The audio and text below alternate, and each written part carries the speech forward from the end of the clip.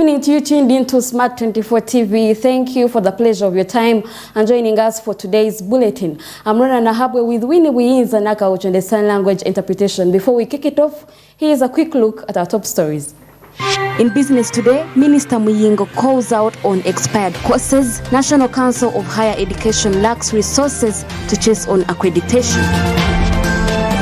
Development partners launch entrepreneurship program towards promoting startups.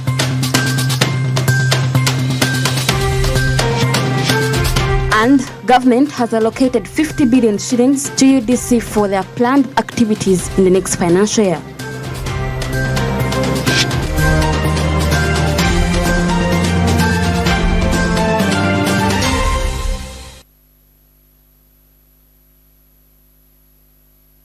You're most welcome once again to Business Today. I'm Rona Nahabwe, and it's now time for the news in detail. Now, the State Minister for Education and Sports has called on Ugandans to disregard the statement of expired courses because it was just a misunderstanding. While it was true that the National Council of Higher Education is regularly required to evaluate university courses and programs, Minister Muyingo claims that the use of word expired is completely incorrect. Here's a look. In his statement regarding the matter of expired courses, Minister Chrysostom Muyingo informed Parliament that Section 5D of universities and other tertiary institutions mandates National Council of Higher Education to accredit academic and professional programs with those institutions. Right Honourable Speaker, we clarify as follows. 1. Section 5D 2 of Universities and Other Tertiary Institutions Act of 2001, as amended, mandates National Council for Higher Education to accredit academic and professional programs of these institutions in consultation with professional associations and regulatory bodies. According to the minister, there was a misunderstanding and a wrong choice of words, such as expired, which was not necessary because the listed courses are just under review as their license is due. He also stressed out that Ugandans need not to worry about their qualifications because they are valid. The ministry wishes to reassure the general public that qualifications awarded by higher education institutions in Uganda are highly regarded both at home and abroad. Graduates from these institutions continue to receive international admissions, recognitions, and acclaim. Number 10, the ministry disassociates itself from all media reports from any institution other than National Council for Higher Education on expiry of programs. This is so as to avoid the saturation of fake information that could alarm the public. The legislators, on the other hand, have warned government entities over circulating catastrophic information before giving clarity because it has already disorganized the minds of many. The MPs have also demanded that those responsible for spreading such information should account for it. That unnecessary anxiety, we must be able to have clear answers from the ministry as to what led to this, and the people responsible must be held accountable. 2, I wanted to understand from the minister under what law they are doing reaccreditation. Concerned about the time frame that the minister will take between now and when he makes clarification to explain the word expired to mean under review. Because right Honourable Speaker, there is a lot of fight, there is a lot of alarm outside. We are getting calls from learners.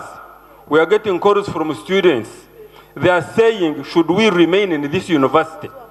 Because the course that I have registered for has expired. How sure are we that the other course also is not expired? Second, Honourable Speaker, it is even worse for universities that I think now are better off, which are not mentioned anywhere, because they are asking, are these universities existent at all?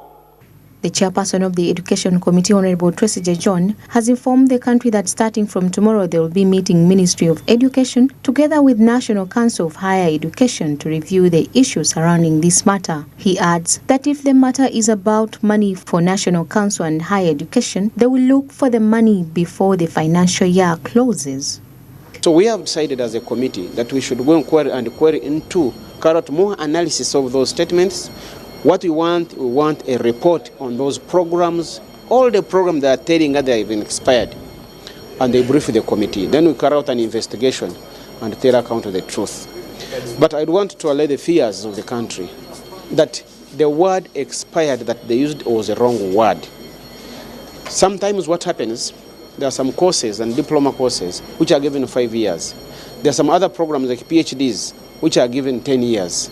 So when the time comes before the universities have communicated National Council for Education, those programs do not expire because they are officially legally accredited. So they are due for review. And in reviewing, programs can be merged, they can be scrapped off, but even if they scrap them off, it doesn't mean that those programs which were acquired in the previous years have become obsolete. They remain valid permanently forever. As we speak, over 200 university programs are still listed on the website of the National Council of Higher Education as expired, yet government has advised otherwise. Samlanifa, Smart 24 TV, Business Today. Many thanks to the Ministry of Education for that clarity. Now, shifting our minds to unlocking finance for youth entrepreneurs. Youth unemployment continues to be a developmental challenge, not in Uganda, but also in sub-Saharan countries, where 64% of the total unemployed persons are youth, aged between 18 to 30 years of age. Now, development partners under the Uganda beverages sector have launched a 5th cohort of the 100+ Accelerator and Entrepreneurship Program, aligned towards promoting business startups committed to sustainability. The Uganda National Labour Force Survey conducted for the period ended 2021 by Uganda Bureau of Statistics indicated that at least 41% of the youth, which represents 9.3 million aged between 18 to 30 years, are not engaged in any productive activity. Therefore, development partners under Uganda beverages industry have launched the 5th cohort of 100+ Accelerator and Entrepreneurship Program aligned towards the promotion of business startups committed to sustainability. As a result, the program will give each successful applicant whose business aims to improve sustainability access to funds of up to Uganda shillings 360 million. At the program's introduction, Onapito Ekomoloit, Director NBL Legal and Corporate Affairs, says that their fundamental belief is that there is no better way to empower than to allow someone to bring his or her bankable ideas to life through entrepreneurship. Fundamental belief is that there is no better way to empower than to allow someone bring their ideas to life through entrepreneurship. We know that the world is struggling with joblessness. A lot of young people are not able to find jobs, but they have ideas in their minds. They have gone to school, and often the only lacking spark is the necessary capital. The 100 Accelerator Program was launched in 2018 by AB InBev to help a company reach its 2025 sustainability goals and support achievements of the UN SDGs. It is an initiative platform designed to exponentially fuel the growth of sustainability startups. Frank Kamgisha, CEO EcoPlastyle, is a young youth who has benefited from this program, and he has recorded 45% of his sales exports to Kenya. We've seen our company actually also begin to export these tiles, so we have a big number of customers. In fact, as of last year, we had over 45% of our sales came through exports from the Kenyan market, and we are now thinking expansion to the Rwandan market and South Sudanese market because they get most of their construction products here. In its first 3 cohorts, the program has worked with 70 startups in over 20 countries.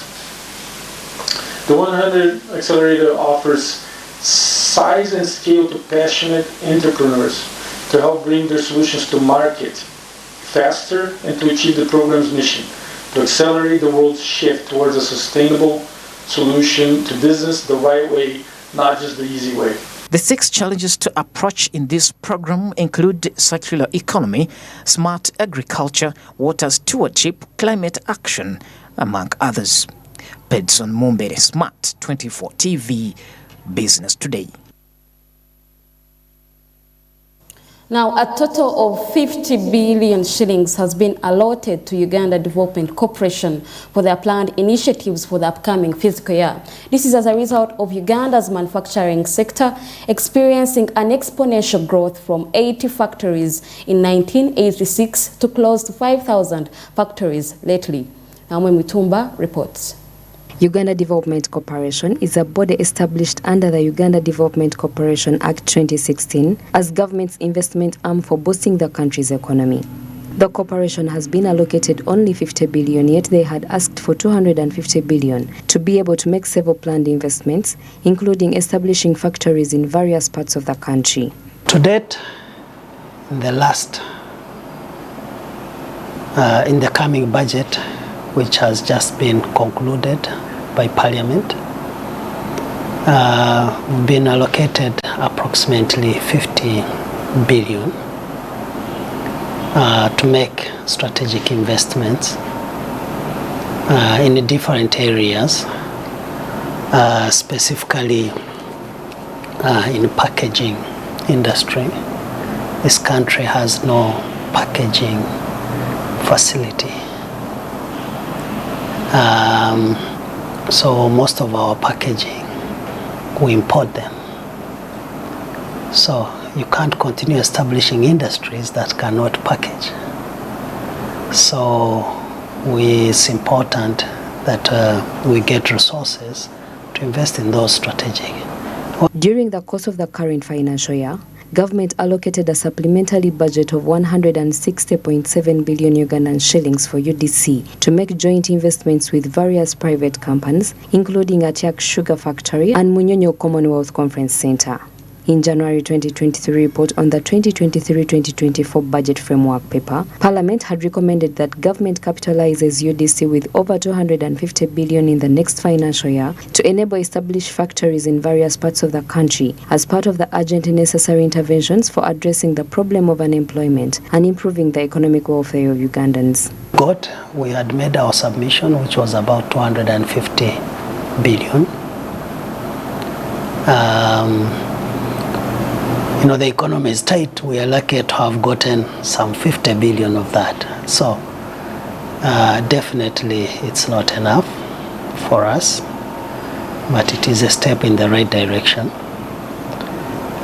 We do hope through other processes UDC can be considered under other budgets like supplementary budgets to make sure that we at least up our game so that we can invest in these key areas. Through Uganda Development Corporation, which is an investment arm of our country, we are adding value to the products we are producing in the agriculture sector. We have put up tea factories in Kayonza, growers, tea factory that is in Kanungu, with a number of lines and a capacity of 180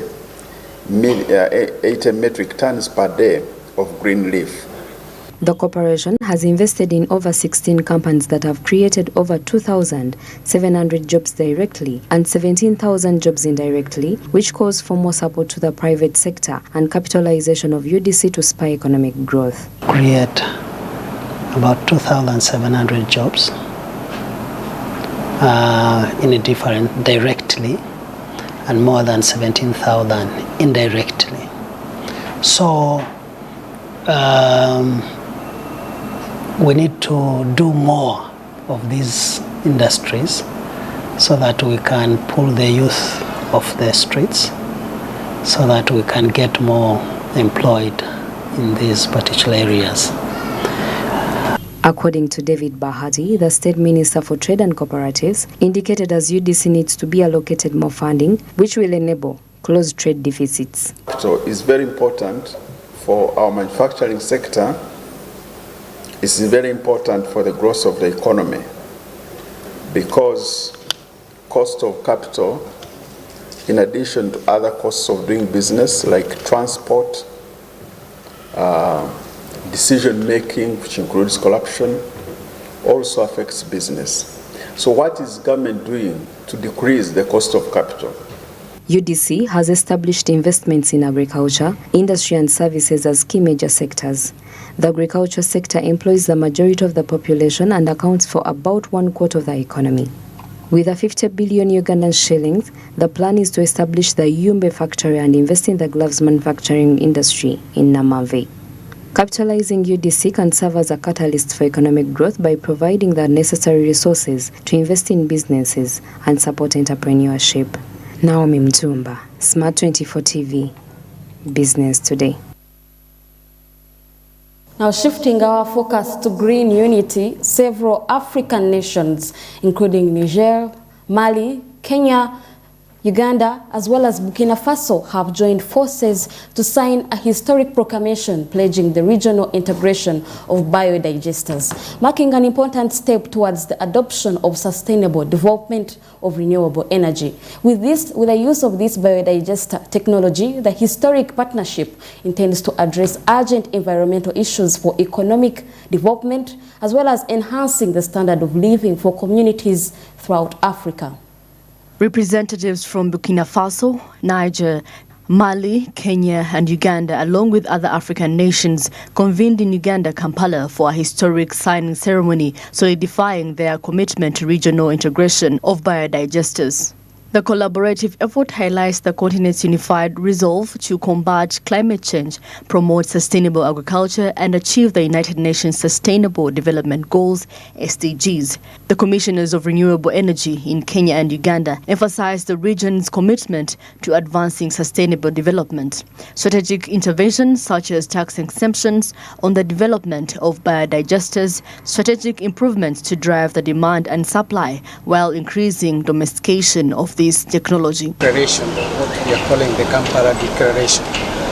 And what we are saying is that biogas technology, which has a long history in Africa, but has not been adopted adequately, we should work together with our partners, our stakeholders, regional-wise, to promote and create business cases that can be able to grow our regions.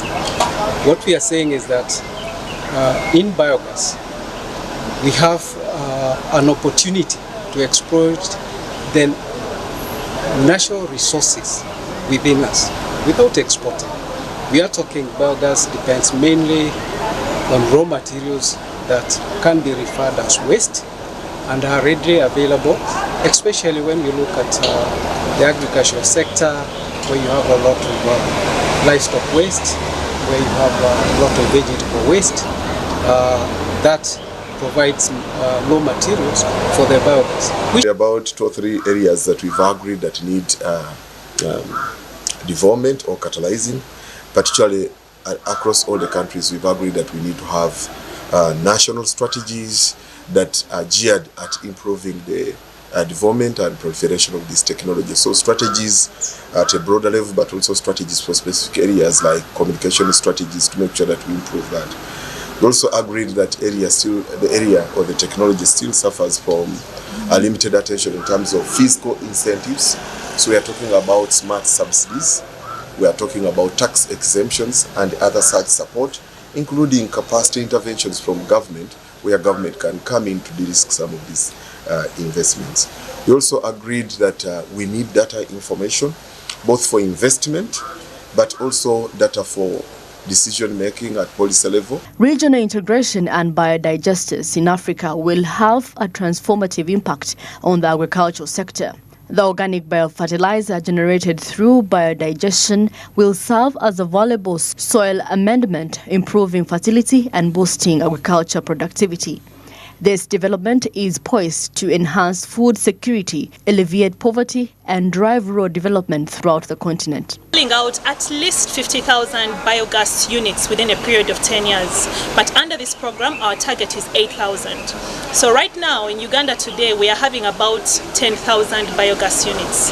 This target of 8,000 means we are almost doubling the current number of biogas units. So it's, ensuring that all governments are committed into meeting this target, where it means creating an enabling environment, providing a conducive tax policy, marketing and creating awareness so that the public knows the benefits of biogas, and government leading the initiative in educating the public. Each country is being tasked to domesticate the actions and look at existing institutional frameworks that we can anchor these actions. We all appreciate that there is need for information and awareness for people to appreciate that this is one technology that can support you with fertilizers. So if you're growing food, then you need fertilizers. This is one technology that can now give you the energy, clean energy to cook the food, but it can also give you electricity to light your house. So what we are doing now at Ugandan level, what we are going to do is now to domesticate this within the framework that has already been established by Ministry of Energy and Mineral Development, and that's the framework of the National Renewable Energy Platform. The historical declaration is said to generate momentum as it spreads, potentially inspiring additional African countries to join forces and work together towards a greener and more sustainable future. The African biomass component, founded by the Dutch Ministry of Foreign Affairs, the Dutch International Agency, and the European Union, is being implemented by a consortium consisting GIS, SNV, and the Africa Bioenergy Partnership. Rona Nahabwe, Masi Katsime for Smart 24 TV, Business Today. All right, then that report will usher us into a short break. We will return with more. Don't go away.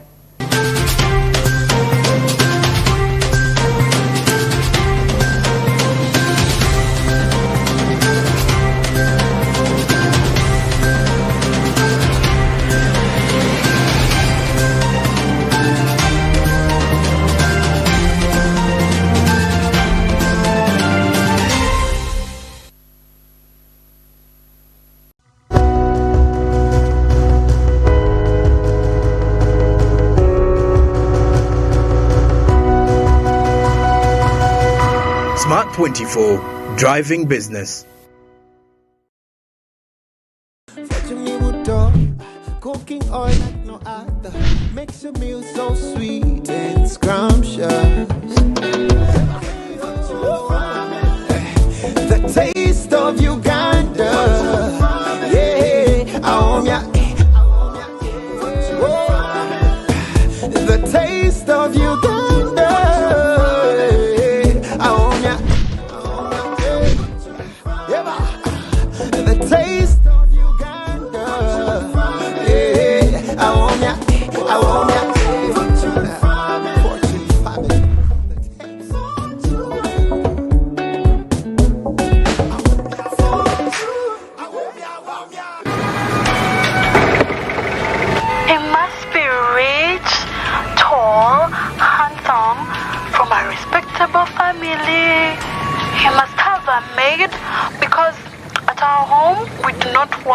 Conductor Masao.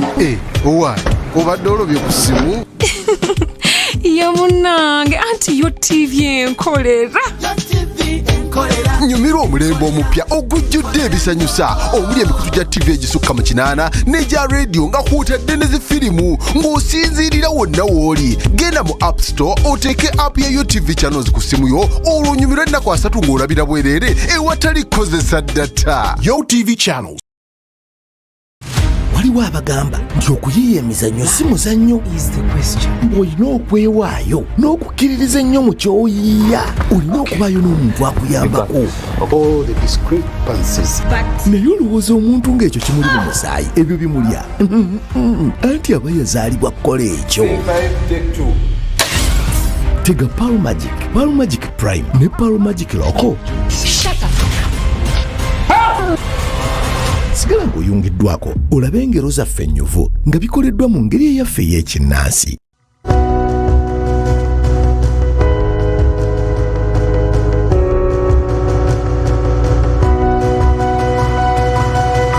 Smart 24, driving business.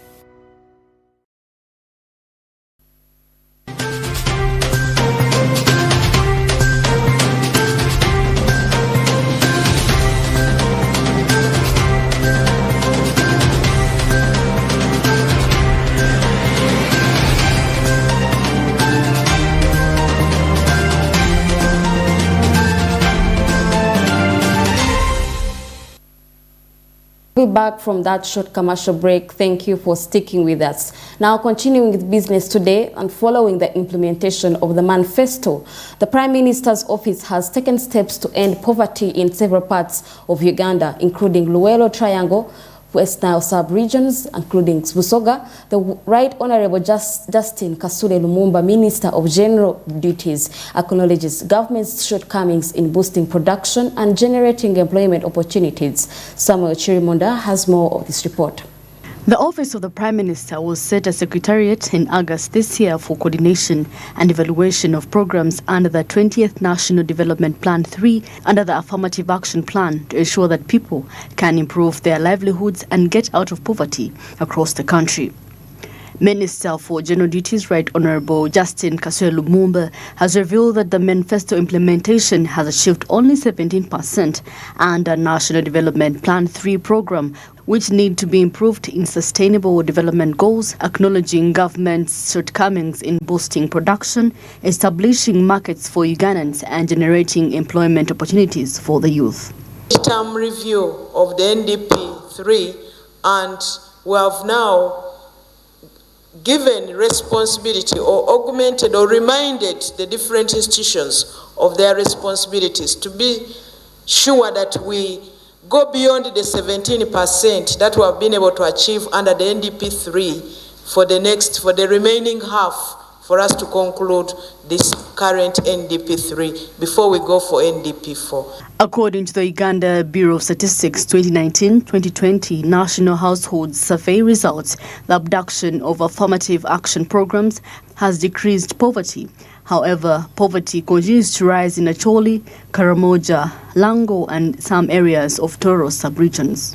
Example, poverty reduced from 35% to 17%.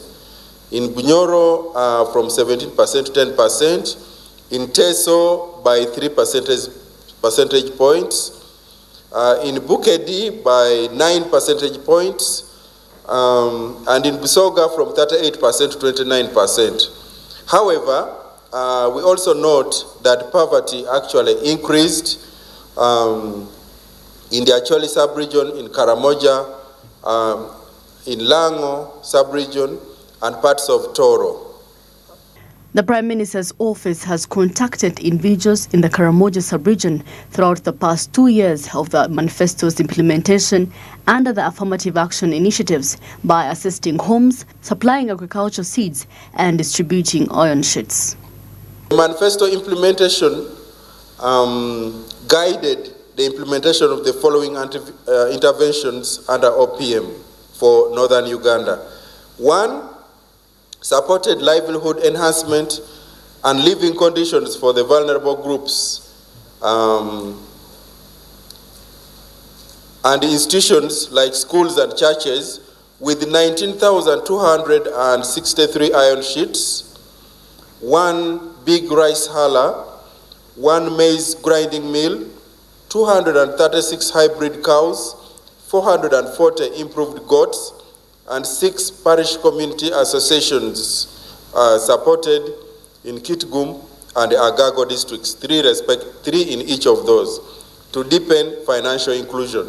In addition, Commissioner for Planning and Monitoring Office of the Prime Minister, Timothy Lubanga, reveals that in the next new financial year, 2023-2024, government has come up with a program called Northern Uganda Social Action Fund Project, which will cover 9 sub-regions, and it will be funded by a World Bank with $250 million as credit and $30 million as grant to address poverty in those areas. 4th Northern Uganda Social Action Fund project, which is expected to commence in the new financial year, at least within the first quarter of the new financial year. And NUSAF 4 will cover 9 sub-regions. These are the sub-regions of West Nile, Acholi, Lango, Teso, Karamoja, Elgon, Bukedi, Bunyoro, and Busoga. And the project is expected to cost $250 million, which will be funded through a credit and a grant from the World Bank. It has a component of a credit as well as a grant of $30 million. Even if some political leaders refer to them as hanging programs, government initiatives have significantly reduced Uganda's poverty problem through the implementation of several programs such as Operation Wealth Creation, Intandikwa, Emyoga and Parish Development Model. Samuel Chirumunda, Martha Katsime for Smart 24 TV, Business Today. Samuel Chirimunda and Mercy Katsime for that report. Now, the advent of cashless systems has ushered in a new era of businesses. Despite being prone to cybersecurity risks, cashless transactions have become more convenient, accessible, efficient, and user-friendly, empowering both consumers and businesses to engage in seamless financial exchanges. Although these have made progress, challenges have still been noticed. Bronya Katsime exclusively interviewed PayPal's technical director to discuss overcoming these obstacles. As technology advances today, gone are the days of relying on traditional cash transactions. So with me here today is Mr. Otika Pesapal, who will be explaining to us more about embracing cashless systems and on how it can impact our businesses in our business operations today, of course. Thank you for joining me today. Well, for starters, if we are to start with maybe for out there who have embraced cashless systems in their business operations, one could say they are maybe worried about the charges that could come in. One would think maybe they will incur lots of losses in their businesses. What would be your take on that? Okay. Thank you for that. So maybe before we go to the point of charges, I would like to point out some of the challenges that come with cash. So cash, by its nature, does not account for itself. So I'll give you an example. If I give you 20,000 shillings, okay, you can only confirm that you received it, but on my end, I have no proof that I gave it to you except for your word or a receipt that you give me. So in terms of accountability, it's a bit flaky. And then we can also touch on the risks, such as handling cash is risky. If you're moving with 1 million shillings in your pocket, you cannot walk comfortably, knowing that you could get robbed at any time. You'll have to deal with things like fake notes. So some of these risks come naturally with handling cash. So the cost of transportation, for example. But if you go cashless, you automatically get benefits such as automatic reconciliation. So you know when and where you made the payment. If I pay you using mobile money, on my end I have my own statement that I can use to prove that I paid you. In terms of security, you're not moving with physical cash, so you feel much safer irrespective of how much you're moving with. So I would move away from focusing on the charge and focus more on the value you're getting, which is security, you have accountability, and so much more. And then financial inclusion.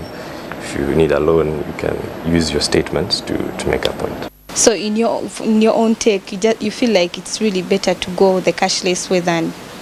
I think it's the way to go, really. Okay. You can monitor your spending. You know where your money has gone, and make your better plans. Well, you talked about accountability. How do the cashless systems affect businesses? Let's go back a little bit to the charges. Like, would someone, let's say, maybe doing a transaction of maybe 1 million shillings, like what would be the impact for me to deal with that amount, or maybe less than that? I'll give an example. So, but if you work with a reputable service provider like Pesapal, if you use our point of sale machine at any supermarket, restaurant, or business, and you swipe using your Visa card, you will not be charged. So if you're swiping 1 million shillings and you check your bank statement, it will only be 1 million shillings less. So there's a zero charge depending on which provider you go with. Understand the terms and conditions of your transaction. Understand the fees. Regularly check your statements to make sure you understand any charges that come about. But if I am to speak for Pesapal, using your Visa or MasterCard on any Pesapal machine does not incur any cost to the one making the payment. Well, I would love to agree that the digital transformation is at a high rate right now globally. One would ask, how does the cashless system impact our economy? Okay. There are several ways cashless can impact our economy. The first is it offers transparency, because the very fact that transactions are recorded automatically, both for the business owner and the government, they're able to have real-time visibility on payments.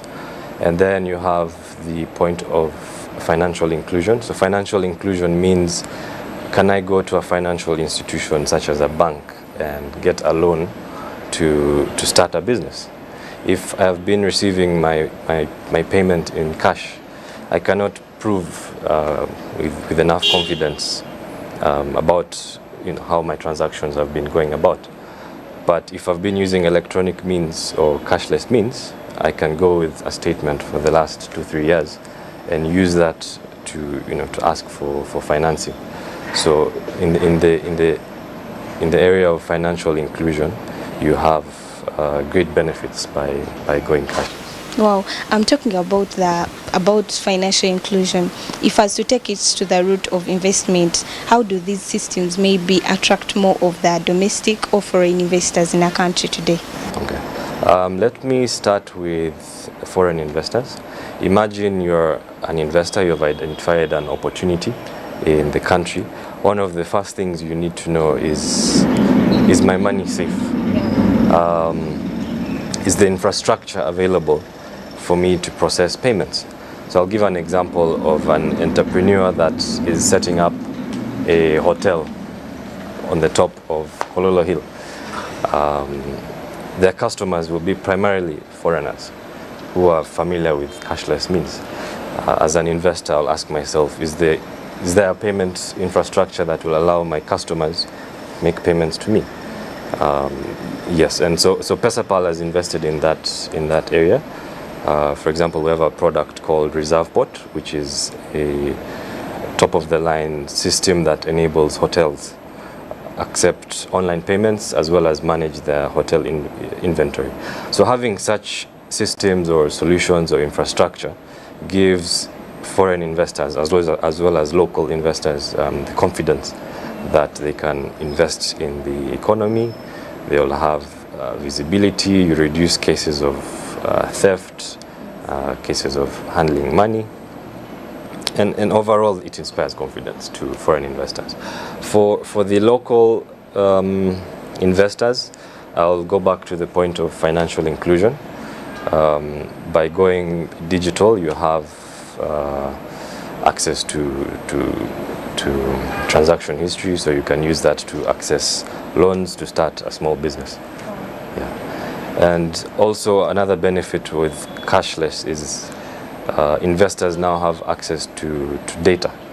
So if all business is done offline, cashless, there's not enough data for me to make a business decision as an investor. But if the bigger part of the transactions in a country are digital, there will be some valuable insights that I can then use to make some investment decisions. Wow. So while we were starting this whole conversation, you talked about the challenges that could come with one using cash.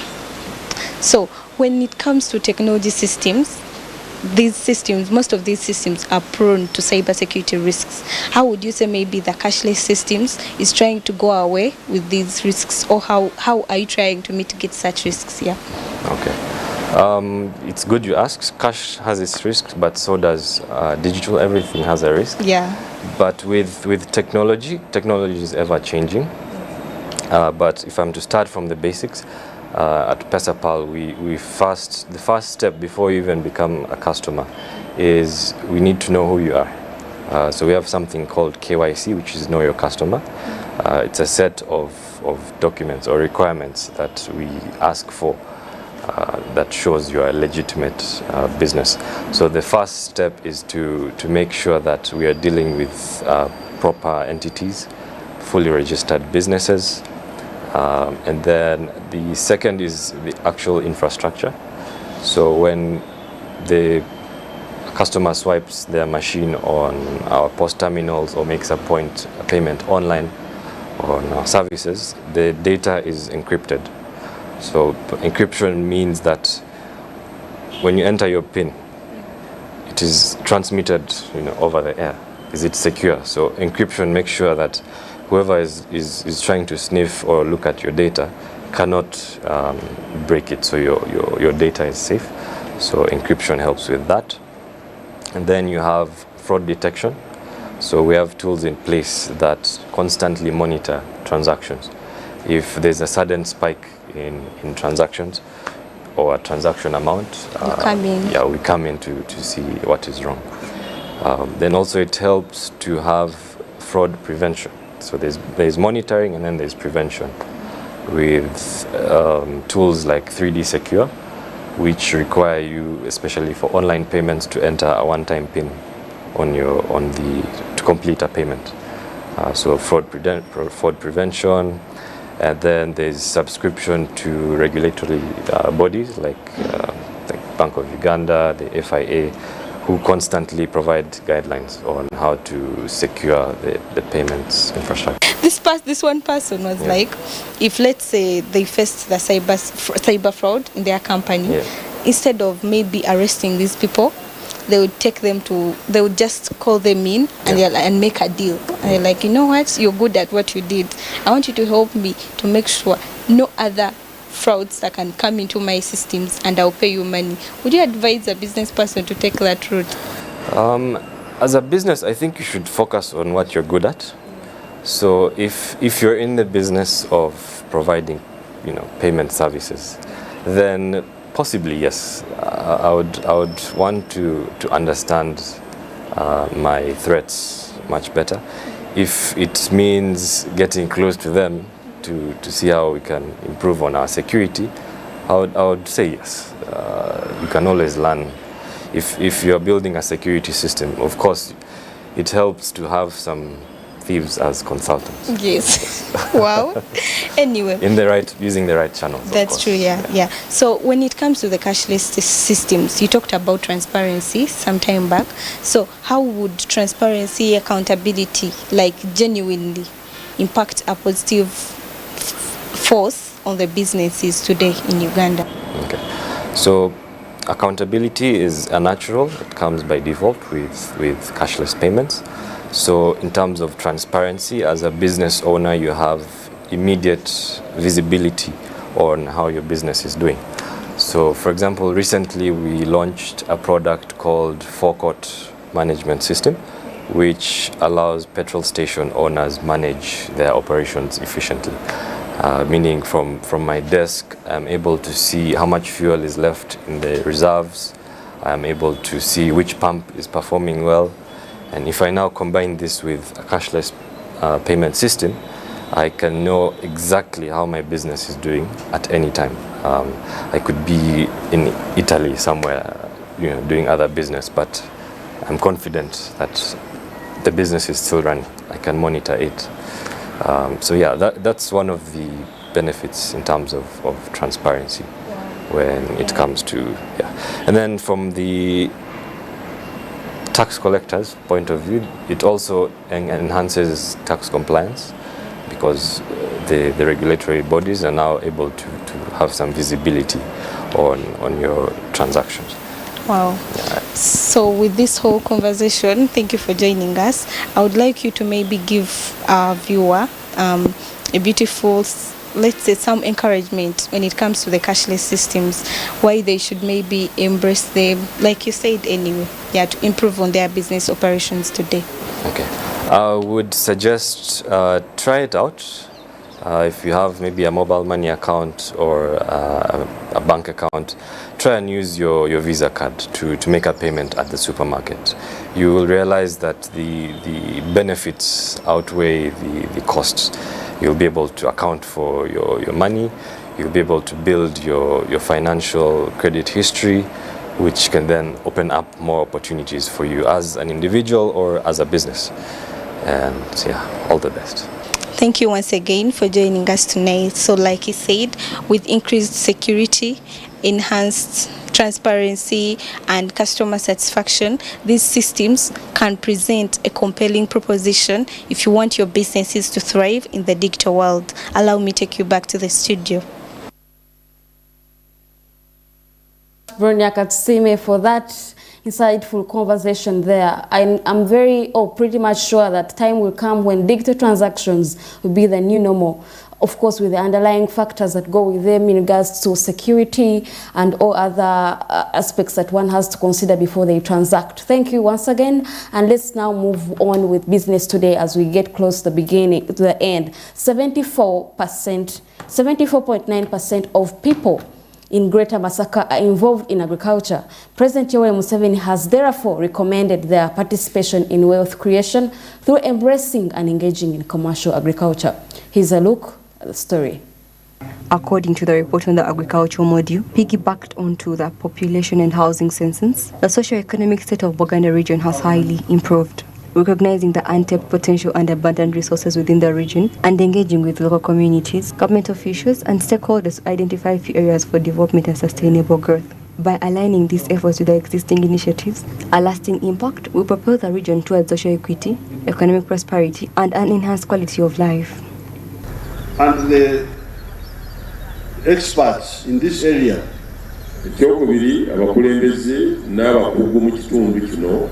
I'm talking about the agricultural officers,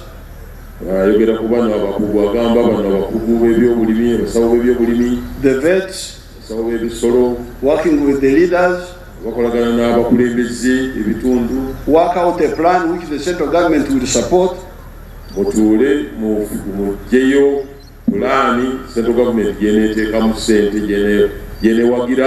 To consolidate these ones who have entered the money creation effort. Over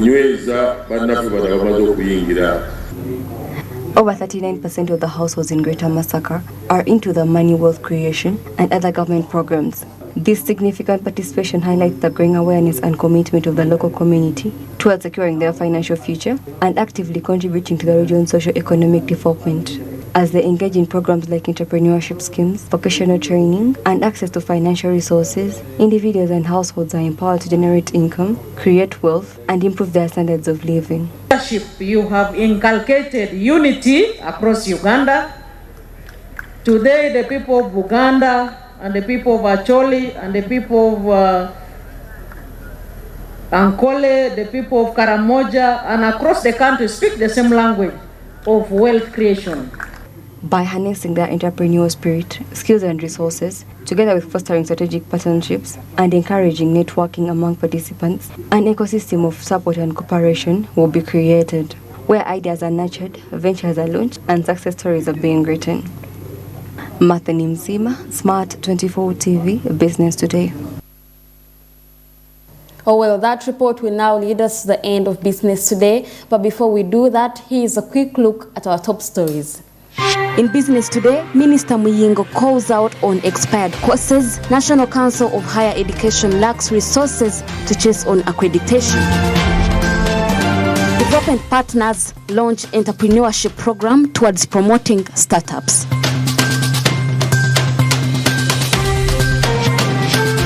And government has allocated 50 billion shillings to UDC for their planned activities in the next financial year.